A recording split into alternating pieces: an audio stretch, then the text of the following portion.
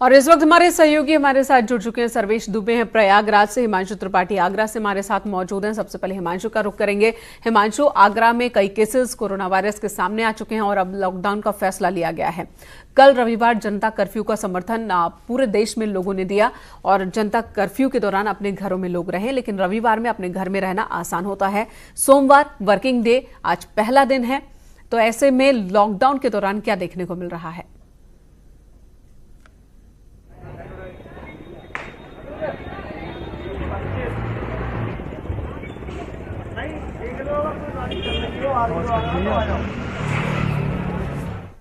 तो हिमांशु के पास हमारी आवाज नहीं पहुंच रही है। अजीत सिंह लखनऊ से हमारे साथ जुड़े हैं, अजीत का रुख कर लेंगे। अजीत, लखनऊ में क्या हालात हैं आज?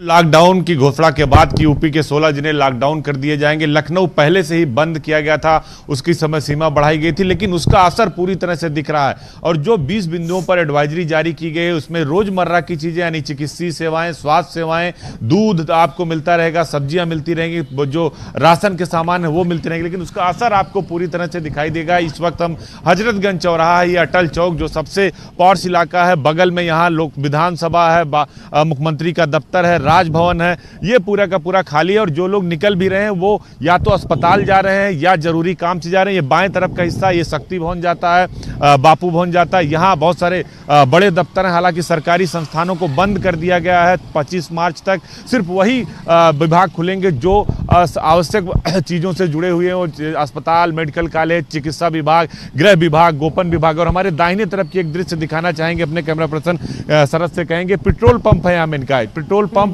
खुला हुआ है, लेकिन लोग बहुत कम संख्या में आ रहे हैं। कई गाड़ियां आती जाती दिख रही हैं सड़कों पर। देख सकते हैं कि जो पुलिस फोर्स के लोग हैं, देख बिल्कुल ये स्वास्थ्य विभाग और मेडिकल कॉलेज के लोग हैं, जो कंट्रोल रूम बनाया गया यहाँ हमारे बाएं तरफ, वहां ये लोग जा रहे हैं। यहाँ पर कोरोना का कंट्रोल रूम है, लगभग 200 से 300 कर्मचारी यहाँ पर रहते हैं। तो अभी चूंकि सुबह का वक्त है, 9 बज रहा है, तो इन लोगों को जाने दिया जा रहा है। और थोड़ी देर बाद अभी ये पूरा का पूरा जो लॉकडाउन का असर आपको दिखाई देगा। हम चल के थोड़ी तस्वीर आपको दिखाना चाहते हैं कि ये पूरा जो विधानसभा का रो है, सामने विधानसभा है, उसके सामने मुख्यमंत्री का दफ्तर है, लोक भवन है। आप देख सकते हैं। नजर बनाए रखें, हम दोबारा आपके पास लौटेंगे। इस वक्त सर्वेश दुबे प्रयागराज से हमारे साथ जुड़े हैं, अमित राणा हमारे साथ गाजियाबाद से मौजूद हैं। सर्वेश का रुख कर लेते हैं। सर्वेश, प्रयागराज में किस तरह की तस्वीर लॉकडाउन के दिन, पहला जो सोमवार है, इस वक्त नजारा क्या है, क्योंकि ऑफिस का टाइम हो चुका है?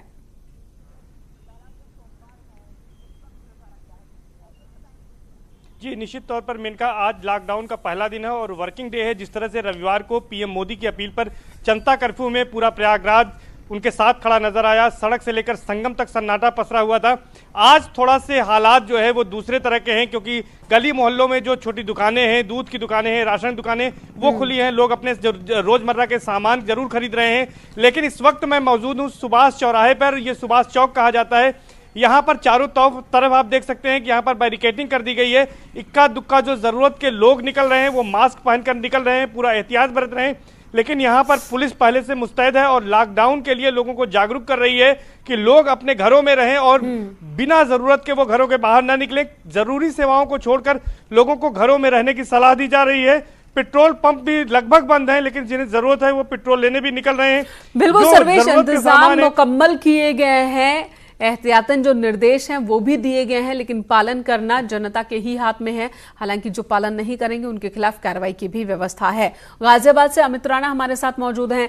अमित, गाजियाबाद के लोग कल जनता कर्फ्यू को तो समर्थन देते दिखे, आज सुबह 6 बजे तक का कर्फ्यू बढ़ा दिया गया था, लेकिन अब जब बात लॉकडाउन की हो रही है, अपने अपने घरों में रहने की नसीहत लोगों को दी जा रही है, तो गाजियाबाद में कैसा दिख रहा है इस वक्त, क्या स्थिति?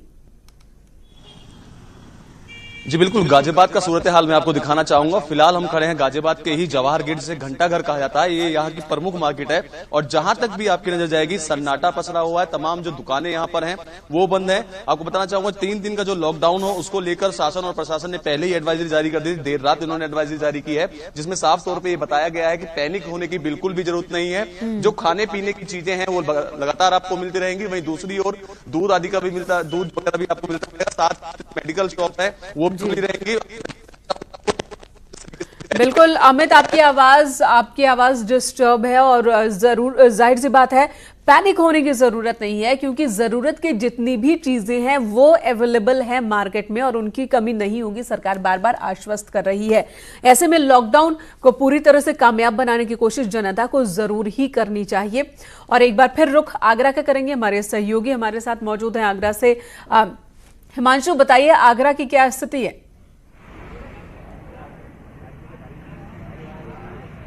जी, आगरा में स्थितियां सामान्य, चूंकि लॉकडाउन है इसलिए जगह जगह पुलिस बैरियर लगा दिए गए हैं। वाहनों की अनावश्यक आवाजाही प्रतिबंधित है, लेकिन सब्जियों की दुकानें खुली हैं, दूध की बिक्री हो रही है और राशन की बिक्री हो रही है। तो इस तरह से जनजीवन पर कोई खास असर नहीं पड़ा है।